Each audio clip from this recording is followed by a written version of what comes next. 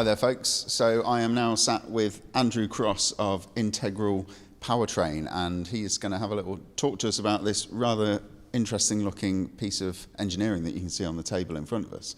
Before you do that though, Andrew, could you just tell us a little bit about Integral Powertrain and how you are going to be helping to develop this TE-1 electric bike project with Triumph for me, please?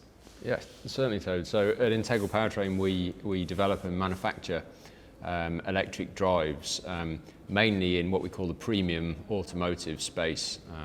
So really, high value, high performance vehicles most often, and also in motorsport, including in Formula E. And our involvement in this project, this full party project with Triumph as lead partner, is to produce a new bespoke integrated motor and inverter for the TE-1 project and bike. Okay.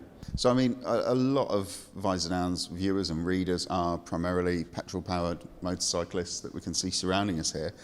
Just for those that don't know, just what is an integrated inverter and motor, and why put the two things together in one package? Okay, yeah, really good question. So yeah, firstly, maybe some basics. So what you can see here is the motor and inverter combined.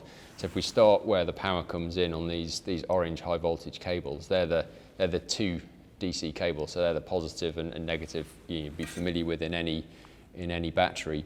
So that's where the power comes in. But to create the torque at the output of the machine, so you can see the drive shaft. Yep. Coming out here, we need to convert this DC electricity into AC. Okay. Because the AC field is required to rotate to drive that torque. Right. So that's what the inverter is doing, and of course it has to do that very, very quickly, high-speed machine, and drive a lot of current to make the high performance. So this half, if you like, of the machine on this side, the inverter, what we've done is to integrate that with a motor, and it's a really, really close integration of the two. So the cooling is shared between them, and it's also a scalable concept. So as the motor grows for different applications, or indeed shrinks, we can grow and shrink that inverter package. Right. Okay. That's quite interesting. So it's a bit of a sort of a modular approach with that. It can sort of grow as you that's need right. it. So yeah, we call it a scalable integrated motor and inverter. Okay, cool. So I mean, there are a number of electric motorcycle manufacturers on the market. Zero, for one, Energica, Harley Davidson have just brought out their Livewire. How do you feel that this motor is going to be the one that sort of shakes up that industry, and how's it going to beat the other guys already in the marketplace?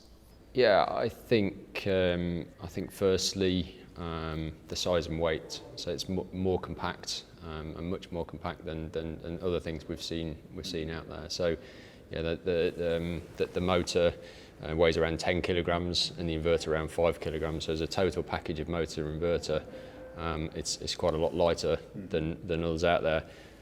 And but whilst with that compactness and lightness, it's still enormously powerful, and the continuous power. So having that performance in a repeatable way is really important, and that's where it's also extremely strong. Mm-hmm. So I think in those comparisons we'll see that it's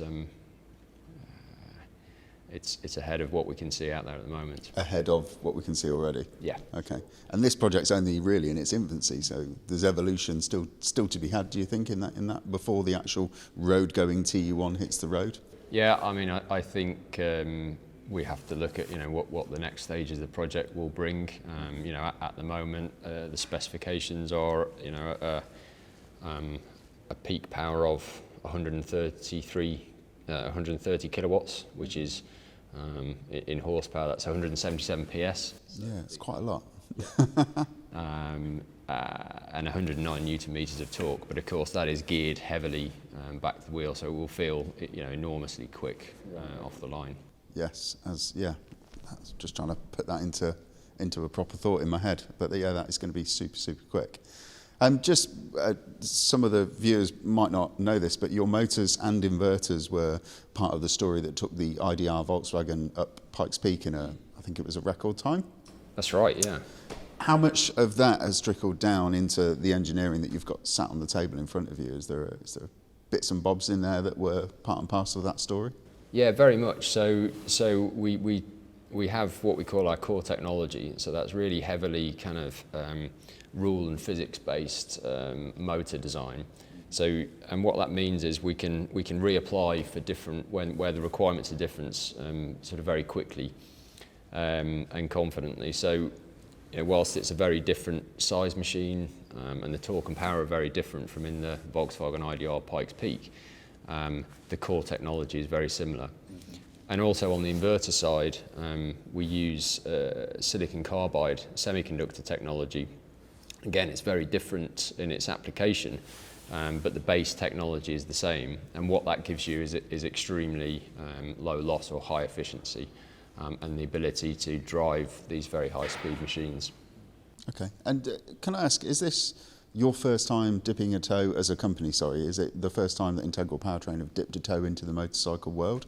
Yeah, certainly in this in this sort of project it is, yeah. Okay, and how exciting is it for you to be working with, a really, really historic brand such as Triumph? They've been around for a long, long time. Is that an exciting thing to be jumping in? It's absolutely fantastic. We're super proud to be part of this and really look forward to the future and for opportunities for you guys to come and have a go. Excellent. Well, the British public and the global public hold Triumph in very high affection, so no pressure on that one, but we've got to get it right. All right, thank you very much, Andrew. Thank you very much, Toad. Cheers. Pleasure.